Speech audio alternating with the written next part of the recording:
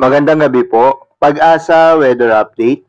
Alamin ang lagay ng panahon bukas ng Sabado, November 18, 2023 at sa mga susunod na araw.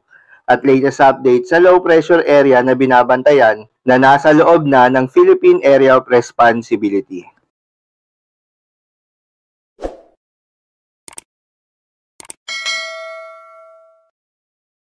Ito ang weather update ngayong araw ng Biyernes at alamin din po natin ang magiging lagay ng panahon sa ating bansa sa mga susunod na araw.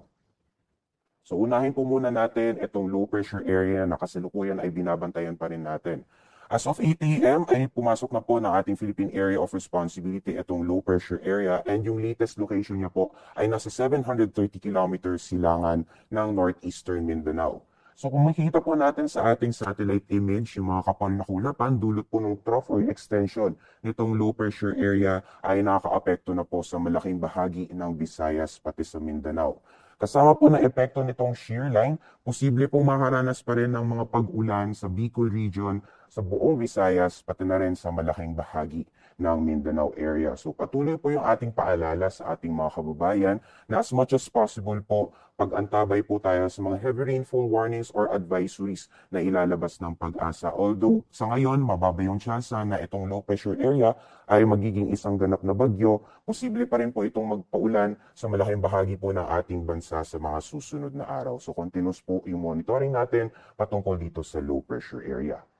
Sa nalalabing bahagi naman po ng ating bansa, patuloy yung epekto ng northeast monsoon or hangin amihan sa malaking bahagi ng Luzon. So kung makikita po natin, magiging maulap ang kalangitan sa ilang bahagi ng Cagayan Valley, pati na rin sa Apayao, dulo po yan epekto ng amihan. And then for the rest of Luzon naman, although fair weather conditions po tayo, posible pa rin yung may hinang pag-ulan o mga pag-ambon. Alamin naman po natin ang magiging lagay ng panahon sa Luzon bukas. So patuloy pa rin po yung epekto ng northeast monsoon at dadala pa rin ng maulap na papoy na may kasamang may hinang mga pag-ulan sa Batanes, Babuyan Islands, pati na rin sa Cagayan as well as parts din ng Isabela. And then for the rest of Luzon or large portions ng Luzon, generally fair weather conditions po tayo, ngunit posible pa rin po yung may hinang pag-ulan o mga pag-ambon. Para rin po sa ilang bahagi ng Mimaropa, pati na rin sa Bicol region, asahan po natin makaka-apekto itong low pressure area habang papalapit po ito sa ating bansa. So mostly around sa Kalayaan Island, sa Palawan, pati na rin sa ilang bahagi ng Mimaropa as well as Bicol region, asahan po natin yung mga kalat-kalat mga pag-ulan, pagkidlat at pagkulog bukas. Then sa mga temperatura naman, bukas sa Luzon, sa Nawag maglalaro mula 24 to 32. Baguio naman 15 to 25 degrees Celsius at sa Tuguegarao 22 to 28 degrees Celsius. Sa nalalabing bahagi naman po ng Luzon for Metro Manila, 24 to 32 degrees Celsius, 22 to 27 degrees Celsius sa Tagaytay, 24 to 31 degrees Celsius sa Legazpi City, and maximum temperatures sa Kalayaan Islands pati na rin sa Puerto Princesa aabot ng 32 degrees Celsius. So magiging lagay naman po ng panahon sa Visayas at Mindanao bukas. Kung makikita po natin buong Kabisayaan, pati na rin malaking bahagi ng Mindanao ay maapektuhan ng pag-ulan dulot na epekto nitong low pressure area. So patuloy po yung ating paalala sa ating mga kababayan na posible po yung mga pagbaha o landslides na dulot ng katamtaman hanggang sa malalakas mga pag-ulan dahil dito sa LPA. So continuous monitoring po tayo ng mga heavy rainfall warnings and advisories na ilalabas ng pag-asa. Nakikita po natin yan sa ating mga social media accounts. Then for the western sections naman ng Mindanao area, so dyan po sa Zamboanga Peninsula, as well as sa Bangsamoro, and then Soc-Sargen, generally fair weather conditions po tayo, although mataas po yung tsansa na makakaranas tayo ng mga isolated rain showers or thunderstorms. So magiging temperatura naman sa ilang syudad sa Visayas, sa Iloilo, maglalaro mula 27 to 30 degrees Celsius. Medyo may kalamigan po sa Cebu, maglalaro mula 25 to 28 degrees Celsius at sa Tacloban 24 to 28 degrees Celsius. And then sa mga temperatura naman sa ilang syudad sa Mindanao, for Cagayan de Oro, 26 to 29 degrees Celsius, 25 to 31 sa Metro Davao, at sa Zamboanga naman 25 to 35 degrees Celsius. So, dapat naman po tayo sa magiging lagay ng ating karagatan sa mga susunod or sa susunod na 24 oras.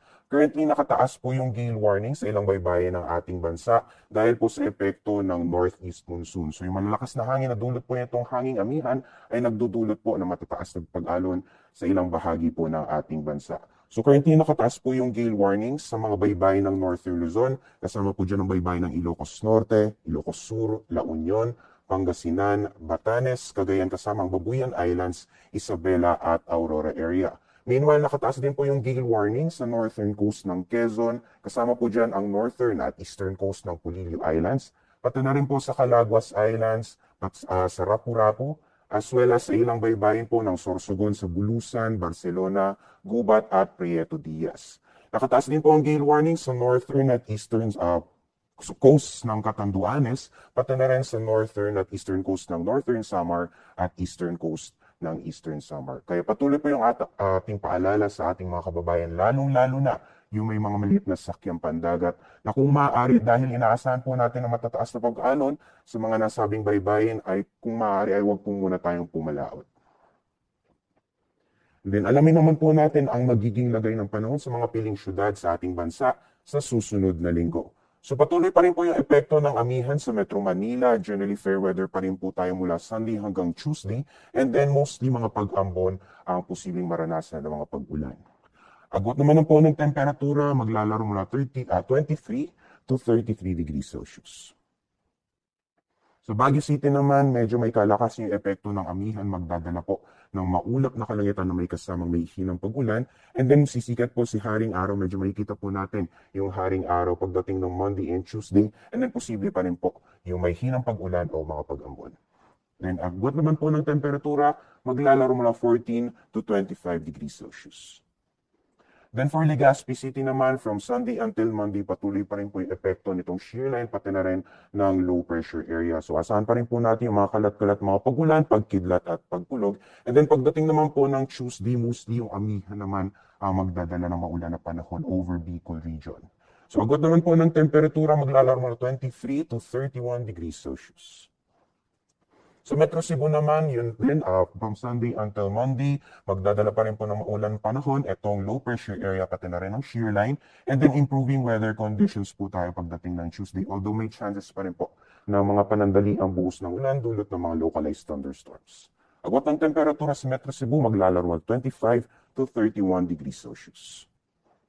And then for Metro Davao, simula Sunday ay improving weather conditions na po tayo hanggang sa mga susunod na araw po yan.